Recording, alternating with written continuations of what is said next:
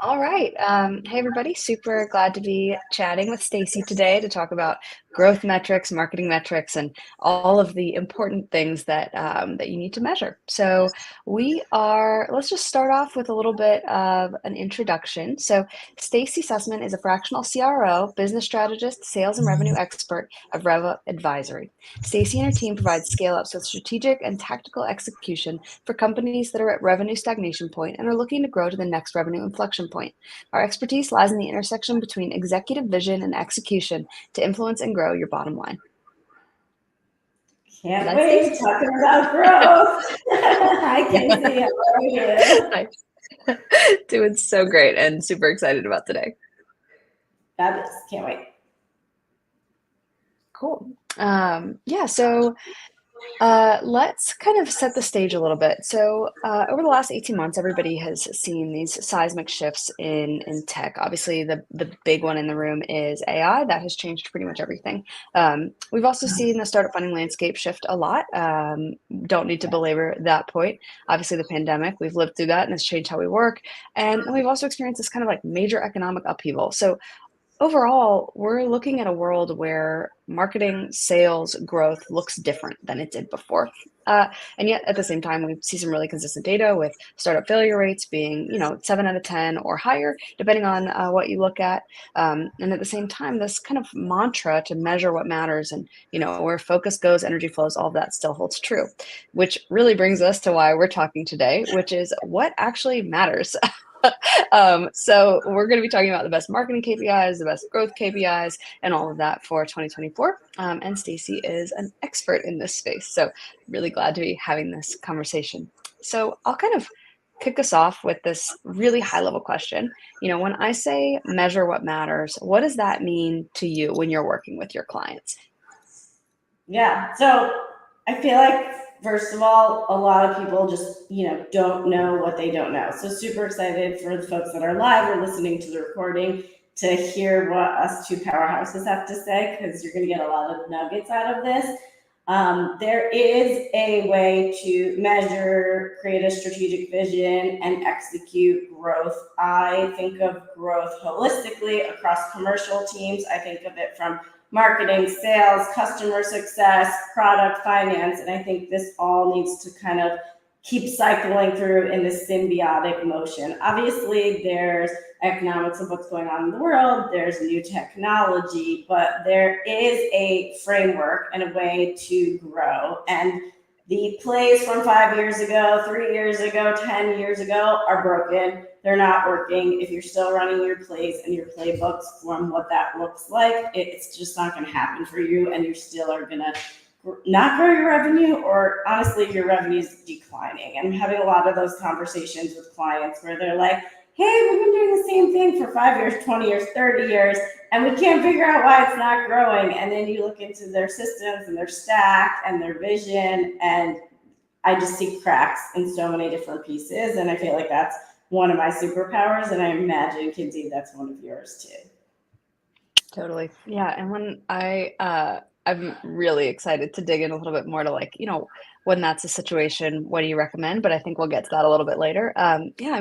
For me, when I think about what matters, it really always, I look at it from a marketing lens and I'm always thinking about customer retention, which sometimes clients are like, why are you so focused on customers? That actually feels like it has nothing to do with you.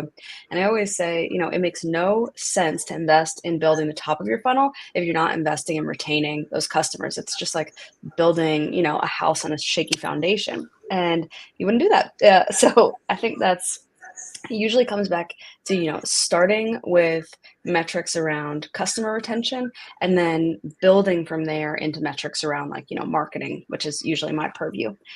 Defining customer retention is its own challenge depending on your business model. So I'm sure we'll get into that a little bit more as we keep going. So, Yeah, I'll just add to that point. yeah. I would say that I always use the house analogy, and I'm like, you can't put on the roof and the windows and the shingles if like the foundational operational structure is not there. And I think the two of us are so bullish on making sure the operational structure is there. There's a framework and a strategy of to what that looks like. I think it could be customized for different companies, but there is a pattern and sort of a process this needs to go through. I love that you said focus on the customers, because honestly, without customers, you don't have a company, you don't have revenue. Yes. And I believe I was a former seller in Manhattan, running sales teams all over the US. And the hardest part is getting net new logos in the door. And the help is with the marketing and all the awesome pieces we're going to get into. But if you can't get that customer and then you can't retain that customer and grow that customer, and then your revenue sort of goes in this like hockey stick manner, what was the point of all the marketing and all your pre-sale and sales efforts? Because now you're just have such a high churn that your company is, trending in the wrong direction from a revenue standpoint. So customers, huge point that I think is so undervalued. I am so glad to hear you say that. And sometimes when we talk, I'm like, I feel like we have these brain blasts because I love everything you just said. I 100% agree. I took the Reforge Growth Marketing course recently, and one of the things that they describe is that really no matter how good your acquisition on the front end, if you're not retaining them, you will eventually hit that cliff and everything just craters. And it's, we saw this with Clubhouse. Yeah, exactly. There's so many, the startup graveyard is full of companies that focused on acquisition and just completely ignored retention. And it is, it's a big mistake. So Yeah. let's kind of talk a little bit more about, when you're working with your clients, how do you help them figure out what retention looks like?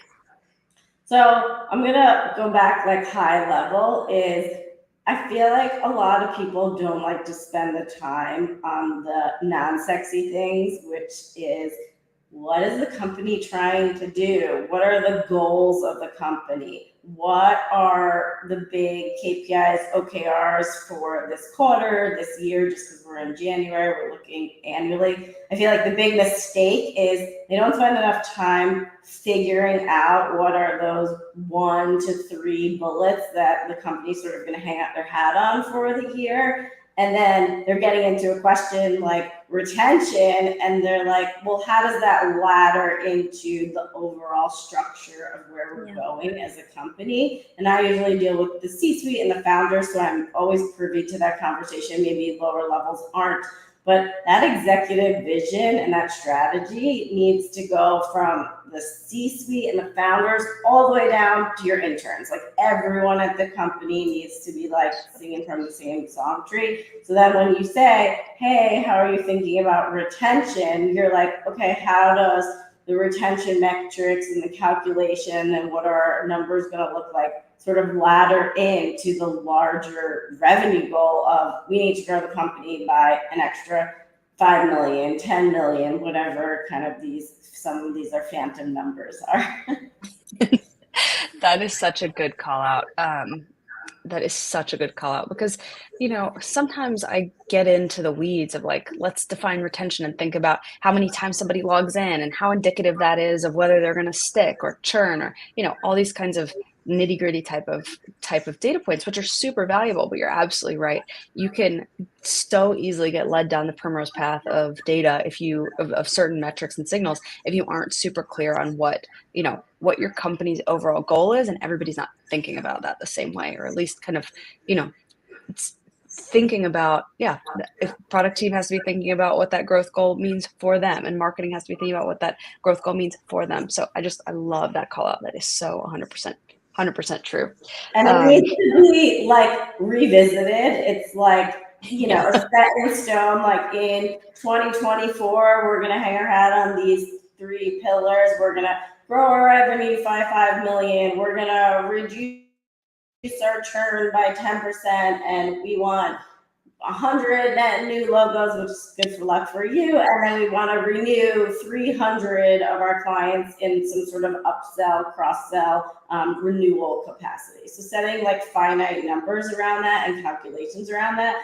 And then tactically from like the marketing strategy side, you're like, okay, let's look at our retention numbers. Let's see where they are. I think a problem I have is people just don't, everyone's like, how can we benchmark this? And I always say, why don't you benchmark it against yourself? Because let's check the data stability, let's check if all of our connections are even working, bring it into our marketing automation system. Let's just use HubSpot as an example here.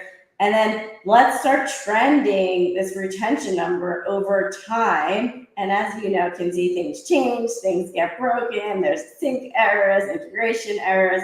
And then you could start seeing trends in a graph format where you're like, oh, we need to do less of this or more of this. Oh my God, maybe we need some, new headcount to help out with this, or, oh, we're trying these tactics and 3 of them are working and 5 of them aren't. So either let's do some new, what I like to call marketing experiments, and measure success against that and kind of pull out what's not working and push in more of what is working. Totally great call there. You're talking about marketing attribution, which is just something I love. But you mentioned something a bit ago about benchmarks, and I absolutely agree that looking at your historical data is so incredibly valuable. But I also recently bumped into an article in Lenny's newsletter, I think, and I can try to dig that up. But it indicated some kind of good benchmarks for how to, kind of get your percentage of customer retention from good to great, I think was his phrasing, and it was with specific kind of tech sectors. So I'll try to bring those or add them after this session, because as much as it is so valuable to be looking at your historical data, it can be nice to give yourself goals that are based on an industry standard, to the extent that those are valid for longer than 12 months. Yeah, and we're innovating and creating new ways of doing things, but they're based upon years and decades of really awesome influencers and insights. So we are reinventing the wheel. Like, I'm sure Albert Einstein never thought AI was going to be a thing as we invented the light bulbs and telephones and stuff. But things change, and I feel like you can use historical information. And I would love to see that newsletter. I'm not that familiar with it personally, but I read a lot of these Substack Medium newsletters, and they have really great stuff in them. And so I think we're both I'm a big ABL, always be learning. So I feel like we're only, as good as our craft as we learn in real life and then do research with business books, blogs, newsletters, etc. Totally. I'll make sure to share it with you because I think you'd really like it. And it's a little bit product wonky, but really good. So let's kind of talk a little bit about actual KPIs that people can look at. So, you define your retention metric for yourself, and that's going to be different for every business. But overall, from a marketing perspective, there's some really high level ones you're probably familiar with. So CAC and CPL, the cost per lead. So CAC is cost of customer acquisition, and it is something that you can look at it kind of fully loaded, and that is your entire marketing program and customer acquisition program, divided by the number of customers that you acquired. Or you can look at it channel specific, and depending on your business, you'll make that decision based on your own strategy. Cost per lead, similarly, you can look at that overall, or you can look at it at kind of a channel specific level. If I recommend, and Stacey, I would love to hear your opinion on this, but I usually recommend, if you're using a very targeted set of channels and or running experiments, it's helpful to look at those channel specific metrics, so you can kind of fine tune what's working. I see you nodding, so I think we're probably aligned there. Yeah, from an attribution standpoint, when I'm setting up, we'll just use HubSpot or Salesforce, we're looking at the marketing attribution, not from a larger lens. And I'm always looking at the channels, because we have people doing social, but social could mean LinkedIn, social could mean TikTok, social could mean Instagram, and pay per click, and your email marketing and your webinars. And so the way I like to look at it, and we actually haven't talked about this, Kinsey, is look at it from a high level channel umbrella. So just social was the example I used. And then I look at it from a detail level. So it's social Instagram, social LinkedIn, social TikTok, etc. And that's where I think you're looking at your spend levels, right? Because in this example, you're actually pushing money out to get customers. And so it's which one's working, which one's not. I mean, I've had clients that have spent boatloads of money on channels that are just not working because they don't have a sophisticated structure to measure CAC. And then I look at it as how does that cost per acquisition of the customer go to like the CLTV, which is like the lifetime value of that customer, and so what I call closed loop reporting. So it's like, how does all the marketing efforts channel into sales, that channels into customer success, and then what is sort of like the lifetime value of these customers? Because customers are going to churn over time, but if you can get some benchmarks and parameters about that, then you can start saying, what are the attributes? What are the ICP? What's the personas of these customers? Go back to Kinsey and say, hey, this is the ideal kinds of customer in this industry. It needs to be in tech. It needs to be 250 people or less. It needs to be located in this geographic. They're typically funded between A and B. And you start getting these attributions of the companies. And then when you're doing your efforts on the marketing side, you're like, hey, I have all these levers in my system that I can go and start pulling. And so that's, I find, where like the real fun starts. We're nerding 100% agree. Yes, we are totally nerding out. I'm like, this, you are literally singing, like it's music to my ears. I love that. And as you were describing that kind of closed loop reporting, I think it is absolutely phenomenal, but I wonder if you experience this. Do you ever experience friction with clients who like they kind of want to do it, but they're a little bit scared to see what those numbers are? They're always scared. I know. So how do you kind of like, how do you coach clients to help, get really comfortable with looking at these numbers that might not look that great when you first see them? Like, how do you help kind of encourage them to bite the bullet and actually look at those full funnel metrics? So two things. I think there's like this crawl, walk, run model. So if people are really scared, let's do baby steps. Maybe what I just described is like super nerdy and people are like, nope, that's so much. But let's start with attribution, measuring by channel partnerships, and start more at like the beginning of what I consider like the customer buyer's journey. So let's start with marketing and just get that like really tightened up. I think what I described is probably like the run piece of that. But if you can convince them to start small, I think it'll be good. Two, I always get questions of benchmarking. What are my benchmarks? What does this look like? How do we measure success? Guys, everyone can read bar charts, pie graphs, little trend lines. If the trend's going down, down, and up, like we're good. But if it's down, down, and down, we're not good. So it's like really easy to see it. And then my biggest one, which I like really hang my hat on from like a company standpoint, is we're trying to get your company to do data-backed decision making with benchmarking, reports, insights. That's why Kinsey, what you and I do are just like crucial. And it's like almost this 80-20 rule. It's like 80% data-backed decision making and looking at analytics and historical and predicting the future with the vision of the company. And then it's like 20% gut. I'll give you that gray. And it's like, I've been at 5 other companies. I was the CMO. This really works. So that's where I'm like, okay, marketing experiment. To be honest, I'd be like, that company that you were at 3 years ago is not this company. The economics are different. The time's different. The leadership's different. The product's different. So let's run these experiments through that funnel and see. And sometimes it's surprisingly awesome and sometimes it's not, but you have a mechanism now to measure what the success looks like. Absolutely. I say something similar. I'm like, we do not want to be making strategic decisions based on gut feelings. That might inform a test that we run, but we need to have foundational qualitative and quantitative data that actually supports the efforts that we're doing. So 100% aligned there.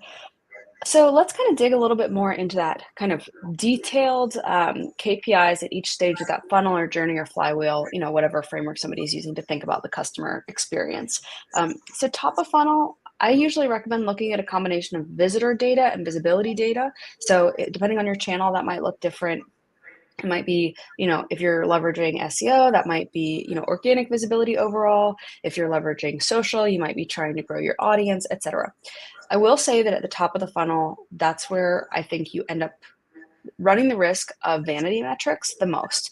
Once you actually know the like lead and they've converted to become somebody whose information you have, you don't get as, kind of led astray by vanity metrics. But at the top of the funnel, it's valuable to know if those numbers are usually the easiest to get, but they're also usually the least indicative of what you can actually predict going forward. So just want to make that clear. And then middle of the funnel, we start to look at things like marketing qualified leads, MQLs, sales qualified leads, SQLs, and then, depending on your business, say it's a SaaS company, you might be looking at trials, like free trials, conversions from free trials, all that other kind of stuff.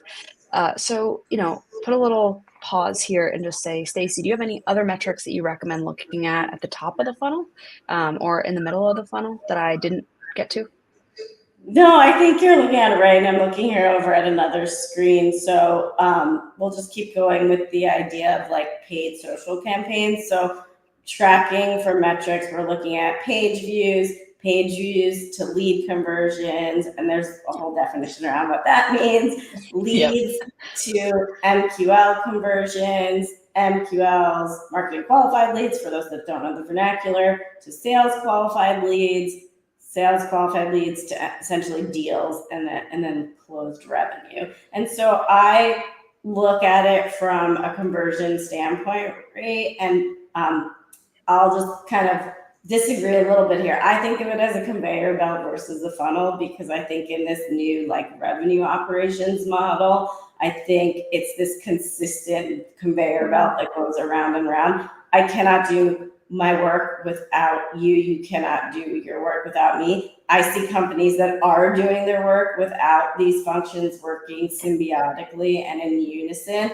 and the revenue stalls. And they're like, oh, why is it revenue stalled? Because your definition of MQL on the marketing side is different than the sales definition, which is different than what we're reporting to the board. And the story doesn't match up because it just doesn't make sense at the end of the day. So I totally agree. I feel like lead scoring, not to get into like super tactic, but lead scoring is a big one that I think is somewhere in that, what you're saying, in the middle of the funnel, because you have hot leads, cold leads, and then you could do warm if you want to go that kind of three-pronged route or two-pronged route. But I look in people's systems and it's like, we've worked so hard, we spent so much money, and now you just have like a pile of leads just sitting in your database. So like, are you enriching them with data enablement tools? Are you doing some sort of lead scoring? What activities are more pressing than others to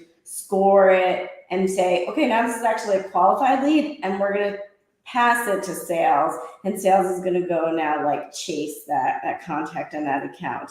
And I think it's all of that is just so important, but everyone needs to be working together there. Totally. You cut out a little bit, so I just want to guess what I think you were saying, and you can correct me if I'm wrong. So I think you were saying that sometimes you get in people's systems and they're not like categorizing leads either hot or cold or warm, and that makes it really difficult for them to focus their energy in the right place. Is that right, roughly? Exactly. And I feel like when you then pass it along to sales, you need some scoring mechanism to say, this is the definition of what an MQL is, a marketing qualified lead. We think it's worthy enough to pass along to the sales, because you run into this risk that marketing is going to send sales all these leads. They're sort of garbage at the end of the day. And now you're going to have this friction between the two teams that really need to work well together. And I've seen this time and time again. 100%. We actually had a roundtable last, I want to say October, all about sales marketing alignment and how, so if that's something that you're experiencing, definitely go back and check that one out. Yeah, you said something about, I lost my train of thought. It was about lead scoring, but yeah, I actually was working with a company one time that had generated like, I want to say 50,000 or so followers on Instagram. And they ultimately let that whole channel go because they were seeing that even though they were getting good engagement rate at the top of funnel, because they were tracking all the way through, they could see that those folks weren't actually converting. And if they did convert on some resource, they didn't stick around. So it just goes to show, and this was a channel that they were spending, for a while, almost $10,000 a month on. So it is really, anyway, it's really valuable to do this metric. You can avoid, or do this analysis. You can avoid some mistakes. We got a good question here. What's your definition of? Oh, we have a Yeah. question. Go for it. Yeah, so I just want to know, Stacey, what's your definition of hot versus warm, and other metrics you would put in place to, analyze that? So, I mean, to me, just to give like an example set for this, a hot lead is like this person is kind of this like prospect suspect in terms of marketing, and they've done their due diligence, meaning they've read your white papers, they've come to some of our roundtables, maybe they've seen a sponsorship at a booth, and so they're interested and they have a really pointed question. Or to marketing, they're just like, hey, I want a demo. So it's like either I need to understand if your product has this one feature, or really blatant, I need a demo. And sometimes it goes to marketing and marketing sits on it. A warm lead, I would say, if you're doing a scoring mechanism and we're talking like 0 through 100, sometimes you have to hit a certain threshold, and I'll just call it for this example 100 to be a hot lead. And so maybe 60 to 90 or 60 to 99 is warm, and maybe that's too long of a range. And say, okay, that's warm. And maybe it's a conversation where it doesn't necessarily MQL over to sales, but if your CMO and your CRO have a good relationship, you can flip over and export an Excel spreadsheet and be like, hey, like, we have these leads, we're not really ready to pass it over to your team, but as a manager, are any of these accounts like hot accounts that you guys are trying to track? And then we can sort of like, finagle the system to push them over right away. What's your thoughts, Kinsey? I think you made so many great points there, but one of the, I think your call out of MQL versus SQL is really key, because when I think about how marketing might define a hot lead, I am usually looking at things like what you can tell just from somebody's form submission. So that is things like, their title, the company size, these really high level persona based data points. And then if enough of those get hit, then I probably, if an automation system, would have, a notification set up that, these factors have been hit, and now sales knows that they possibly have a hot lead, but then they have to do the evaluation and the scoring side to actually confirm that or not. And that's really where it makes, if your sales and marketing team can be really aligned and on the same page and understand the same goals, that whole process is fun, and it makes it so that you can refine what gets sent over and make it more efficient. But if they're not, that is an area where there can be a lot of friction and some tension. So yeah, it is. It's interesting. I see you mentioned that, Seth, all of the factors can be pushed to the side if a relationship is in play. Absolutely. Yes. The choir here. Yes, that is definitely true. All right. So we have just a couple minutes left, and I wanted to speak a little bit towards bottom of funnel, conversions, customers, upsells. Those are all things to track. And then, Stacey, you mentioned that you've got some great modeling for ARR, MRR, expansion. I just wanted to kind of give you the floor to speak to that a little bit, if you want to, and if you'd rather not, that's fine too. But we had a good. We'll go for it, Kinsey. I'm all ears. So, I mean, the way I think about growth of the company, my clients are tracking, MRR and ARR, probably both metrics. When I think about growing the revenue and going back to that roadmap and North Star of the executive vision, you need to see sort of your expansion funnels. And so when I say expansion funnels, I'm thinking cross-sell, upsell, renewals. You don't honestly have to have all of them, but you do have to have minimum, like some new renewal triggers in there. And so you need to see how many net new logos are essentially new business into the company. But if you have this much new business and this much, renewal business, you need to look at your headcount. You need to look at your leadership team. I think like CS is it's gotten there, but it was such like an underserved, like they're not a call center. They are like frontline sellers at the end of the day, your CS team that could sell. I actually think CS people don't hate me out here, but I think they should have some revenue goals against them, because they should be responsible for upsells and cross sells and renewals. There's sometimes definitions around the AE owns the account for 12 months, and in those 12 months they get credit for it, but on 13 and on, what does that look like? And so I think it's really important, and from like a system standpoint, like those deals and opportunities need to actually be categorized as different types of deals: renewal deals versus new business deals versus cross sell, because I'm working with a client now and we're looking at the variance of ARR change year over year. And so is the ARR change increasing? We're in a good place.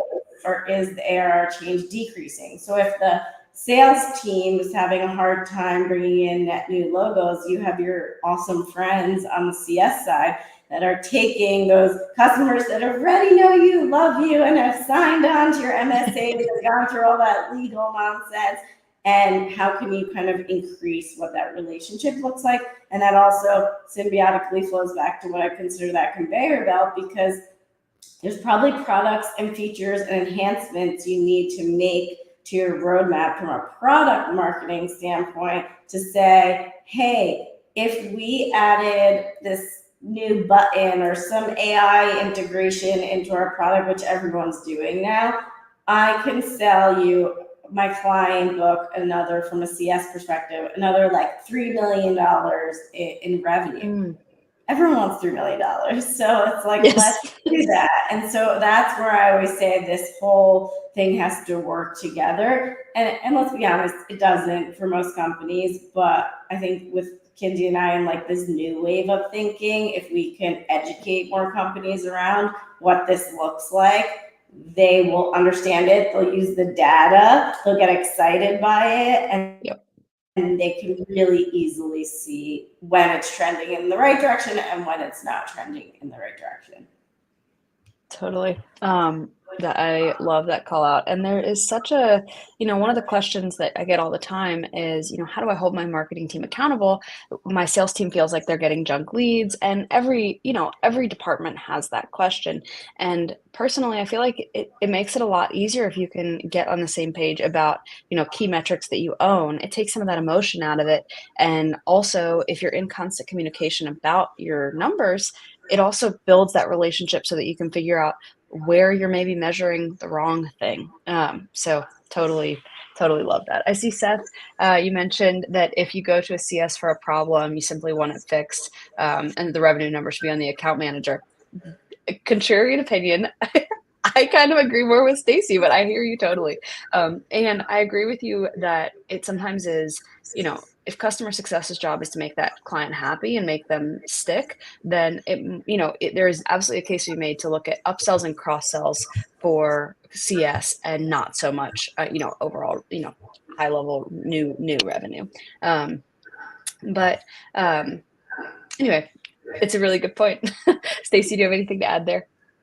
Yeah, I mean, the reality is, looking at it from like a revenue lens, is everyone needs skin in the game. I was in sales. I always had a quota. I had a team. We had a number. We had a target on our back. So I'm so used to that kind of more department and workplace and culture. I think folks in marketing back in the day weren't, and I think CS is like really not. But if folks are commissioned and bonused on hitting team metrics, maybe for the marketing team as it relates to the overall revenue for the commercial team, for the company, and CS, I'm talking like baby metrics. Like, let's not go crazy here. I think if everyone has the skin in the game and sort of a pulse on, if we pull these levers and do these activities and have these conversations, we're going to get paid more. I feel like that's a really good incentive. Definitely. So I think we're pretty much wrapping up here, but we did get a question earlier about, tips for kind of how do you, like, what tools do you use? One, are you using spreadsheets or a different software? So do you have any recommendations there that any recommendations? Yeah, I mean, I saw in our show notes you put some stuff together. I feel like everyone always pulls things into spreadsheets at the end of the day, and that's like almost like my demise, because it's like your system, whether I'm just going to call out HubSpot and Salesforce because those are my typical systems I do client engagements in, should be able to tell you at any given moment what these metrics are. I get you may need to pull them out and play with the narrative and the numbers, but you, in order to scale to 10, 20 million ARR and keep going, it can't be done in spreadsheets, Kinsey. I just believe like it has to be done in a system that then can be exported if you need to, but you need to have data stability, and these data points need to be captured in order to get you these metrics and conversion numbers. And also, the minute you pull them out into a spreadsheet, they're stale. They just go stale. That's the beauty of the system. Yep, I definitely agree. Sometimes I'll help clients with a spreadsheet if we're looking at like historical reporting, at the end of the month or something, especially if it's something that we're just getting, going, but try to transition into a HubSpot, a Salesforce, something like that, so that you have those live and ready dashboards. I like Looker, depending on your business, or Looker Studio, but I prefer to see it in the tool where all my other data is already coming in. It just makes it a little bit easier to build those reports, in my opinion. Yeah, I So also say that is, if clients have a spreadsheet, like that's awesome. But let's look at a way that we can build. We do that. We like yeah, backdoor in. So it's like, let me see your spreadsheet, and now let me figure out the 25 steps I need to do to capture the data, give data stability, create the data, custom formulas, etc., and put it into the system. So I'm not against spreadsheets. It's like, how do we just make it in real time? And that goes back yeah. to making data back decisions. 100%. Yeah, I just am so glad we had a chance to have this conversation. It's the beginning of the year. It's a really important time for, setting these goals. And I see people get their metrics wrong all the time. And I'm just really, I'm passionate about it. You're passionate about it. And I'm really, really glad we got a chance to chat. Before we break, is there anything else that we didn't chat about that you want to make sure to hit, or, just want to make sure that you have the floor if there's anything else that you want to share?